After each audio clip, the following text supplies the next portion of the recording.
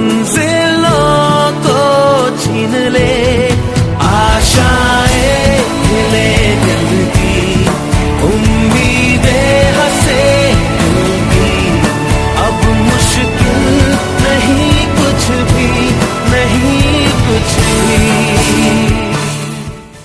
सभी को जय हिंद। आज के इस वीडियो में हम बात करेंगे एनसीसी एंट्रेंस एग्जाम में हमें क्या क्या पढ़ना चाहिए।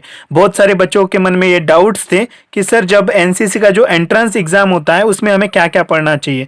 तो देखिएगा, बहुत सारे बच्चे इस साल 2020 में एनसीसी ज्वाइन करना चाहते हैं, उनको जो है अलग अलग टेस्ट से गुजरना पड़ता है। तो सबसे पहले जो है उनको फिजिकल टेस्ट से गुजरना पड़ता है।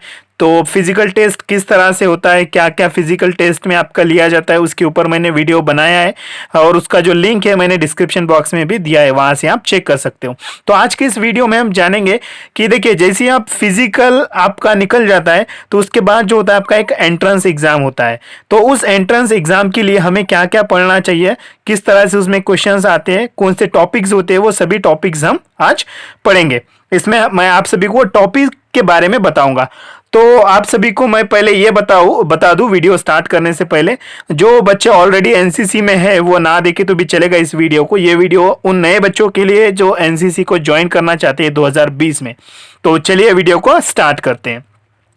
तो रिटन टेस्ट टॉपिक, तो देखिए रिटन टेस्ट के कौन से टॉपिक है आपको जो इंपॉर्टेंट है वो पढ़ना चाहिए एनसीसी एंट्रेंस एग्जाम के लिए। तो सबसे पहला टॉपिक है एनसीसी। ठीक है, आप सभी को जो है एनसीसी की स्थापना कब हुई, एनसीसी की हिस्ट्री क्या है, स्ट्रक्चर ऑफ एनसीसी का स्ट्रक्चर क्या है, जैसे कि इसमें कितने डायरेक्टरेट है, कितने बटालियन है, कितने यूनिट्स है, इसके बारे में आपको पता होना चाहिए। उसके बाद में एनसीसी डीजी, ठीक है, एनसीसी के डीजी डायरेक्टर जनरल कौन है, उनके नाम आप सभी को पता होना चाहिए। और उसके बाद में एनसीसी का एम, एनसीसी का उद्देश्य क्या है, इसके बारे में भी आपको पता होना चाहिए।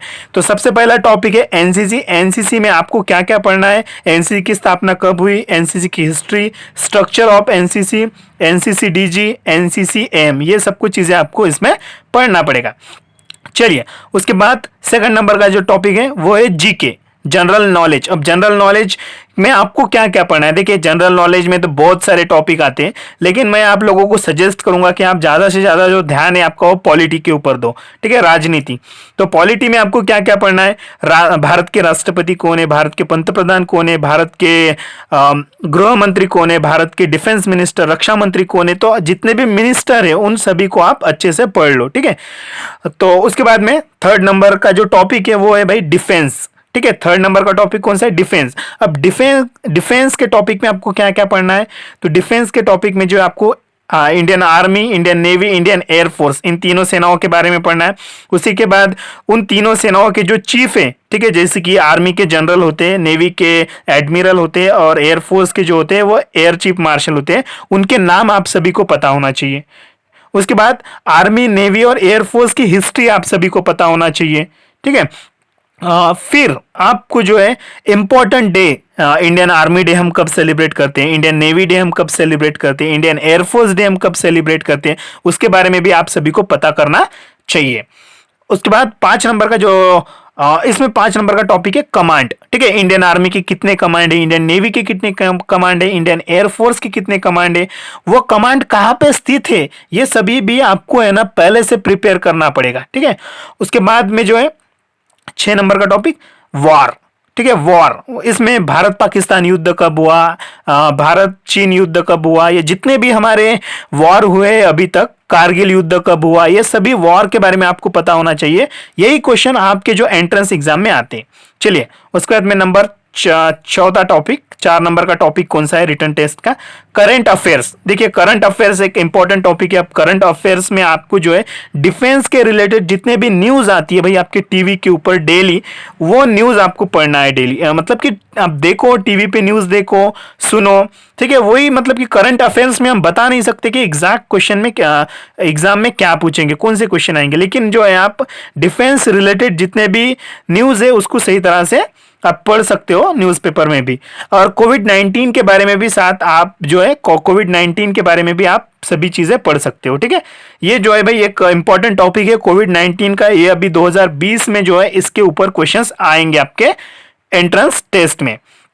तो चलिए 5वां नंबर का जो टॉपिक है रिटन टेस्ट का वो है स्पोर्ट्स। देखिए स्पोर्ट्स, अब देखिए कि ओलंपिक में हमारे इंडिया ने कितने मेडल जीते हैं, उसके बाद में इंडिया का नेशनल गेम कौन सा है, नेशनल, उसके बाद हम बात करेंगे कि इंडिया के कौन से इंपॉर्टेंट गेम्स हैं, ठीक है, उनके उनसे रिलेटेड ट्रॉफीज कौन सी है, ठीक है, भारत ने कितनी बार क्रिकेट में वर्ल्ड कप जीता है।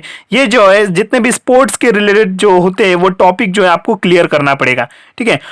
फिर उसके बाद बात करेंगे हम 6 नंबर के टॉपिक की रिटन टेस्ट के, वो होता है अवार्ड्स, ठीक है। 6 नंबर का टॉपिक जो होता है वो होता है अवार्ड्स। अवार्ड्स में आपको क्या क्या पढ़ना है, गैलेंटरी अवार्ड्स। अब गैलेंटरी अवार्ड्स में हम क्या पढ़ेंगे, परमवीर चक्र, महावीर चक्र, वीर चक्र, मतलब कि परमवीर चक्र अभी तक कितने जवानों को दिया गया, ठीक है, परमवीर चक्र, उसके बाद में महावीर चक्र अभी तक किसको किसको दिया गया है, या ये सब कुछ चीजें हमें जो है वो गैलेंटरी अवार्ड में पढ़नी है।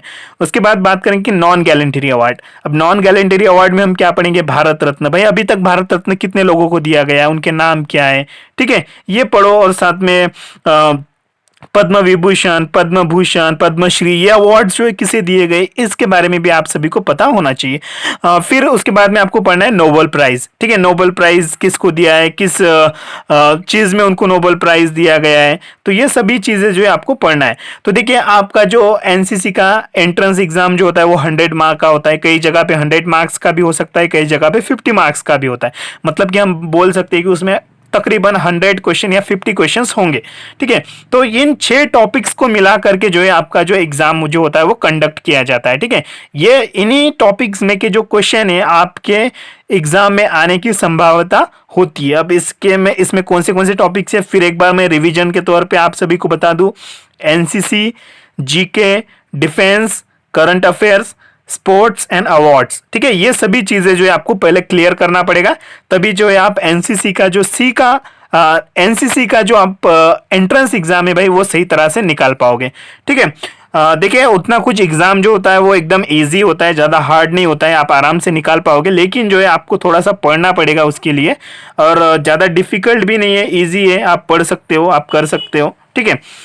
तो आई होप कि आपको वीडियो में दी जानकारी समझ में आई होगी। इसी तरह की नई नई जानकारी पाने के लिए आपके अपने यूट्यूब चैनल को सब्सक्राइब करके बेल आइकन को प्रेस कर दो।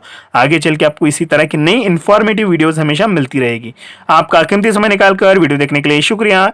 मिलता है दोस्तों अगले वीडियो में। जय हिंद, वंदे मातरम।